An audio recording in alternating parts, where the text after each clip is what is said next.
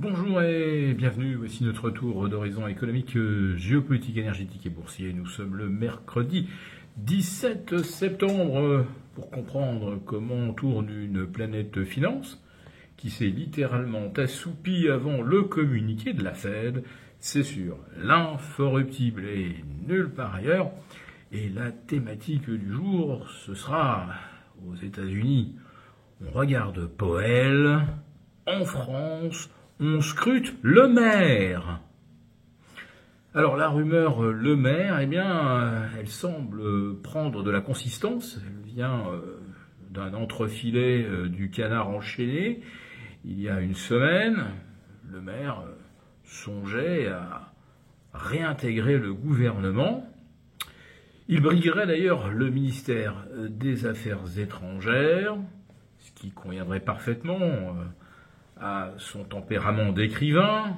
Ça lui permettrait de retrouver l'inspiration pour de nouveaux bouquins. Mais Sébastien Lecornu consulte, et le prochain gouvernement pourrait bel et bien voir le retour de notre ministre de l'économie, qui n'a rien vu venir, si ce n'est 1000 milliards de dettes supplémentaires, qu'il attribue d'ailleurs aux circonstances adverses et naturellement à Vladimir Poutine, parce que chaque fois qu'un truc ne fonctionne pas, c'est les Russes.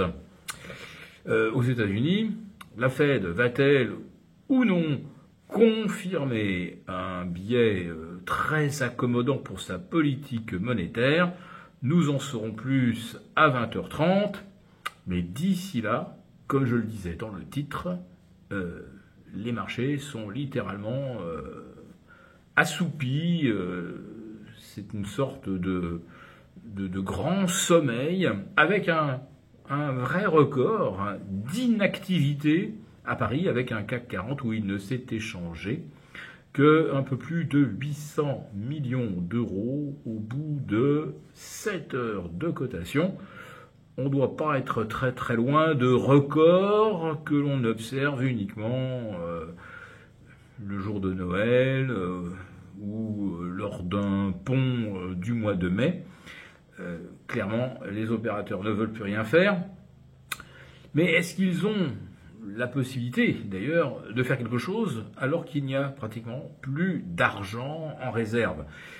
La plupart des fonds d'investissement, les grandes institutions auraient misé 100%, voire plus, 110% de leurs actifs.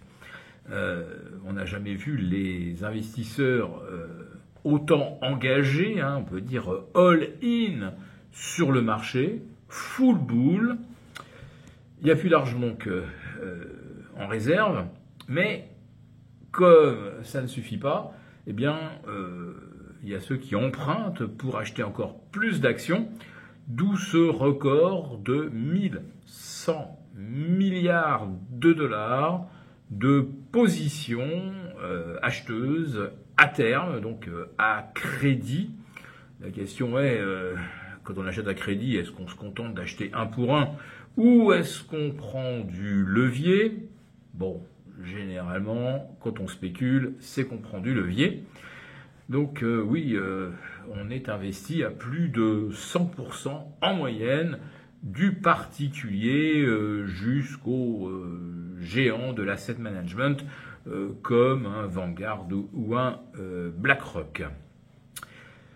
La conjoncture justifie-t-elle cet optimisme ? Hier, on a eu toute une série de chiffres où l'on voit l'immobilier ralentir un petit peu. Le baromètre NAHB se replie régulièrement depuis l'été 2024. On était à 42, on est tombé à 32.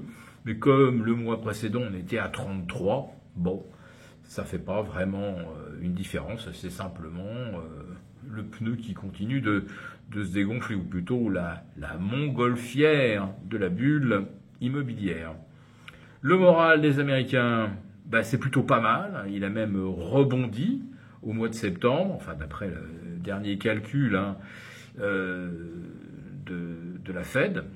Et on a également une inflation qui reste pour l'instant relativement contenue, mais quand même des prix à la production qui augmentent de 0,3, ce qui veut dire qu'en rythme annuel, on est quand même bien au-dessus des 3%.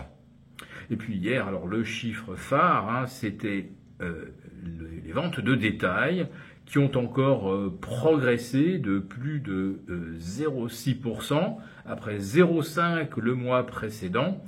Alors, on a l'impression effectivement que les consommateurs se dépêchent d'acheter tout ce qu'ils peuvent avant que les tarifs douaniers soient répercutés à 100%. Tarifs douaniers rentrés en vigueur, donc je vous le rappelle, début août. Beaucoup d'entreprises pour l'instant s'abstiennent de répercuter à 100%, et puis certaines ont encore des stocks, ce qui leur permet donc de maintenir des tarifs relativement similaires à ce que l'on avait le mois précédent. Et puis la dernière nouvelle, c'est que Pékin vient d'ordonner à tous ceux que cela concerne de cesser d'acheter des puces Nvidia, même pas du top, du haut de gamme. Et je vous répète que probablement la Chine ne devrait pas tarder à annoncer ou à présenter des puces ultra performantes réunies dans des GPU, c'est-à-dire des gros serveurs, ayant une capacité de calcul très élevée, mais attention, probablement beaucoup moins onéreuse que du Nvidia. Donc, les annonces de Pékin vont dans le sens, non pas seulement d'un protectionnisme, mais probablement d'une annonce majeure qui fait que les États-Unis n'auront plus le leadership dans quasiment aucun domaine de haute technologie.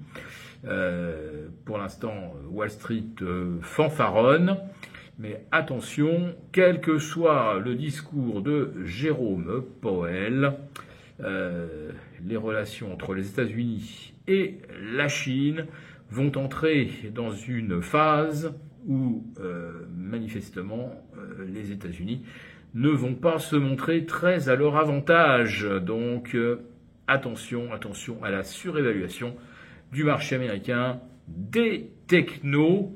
Et puis, le contexte géopolitique reste quand même relativement tendu.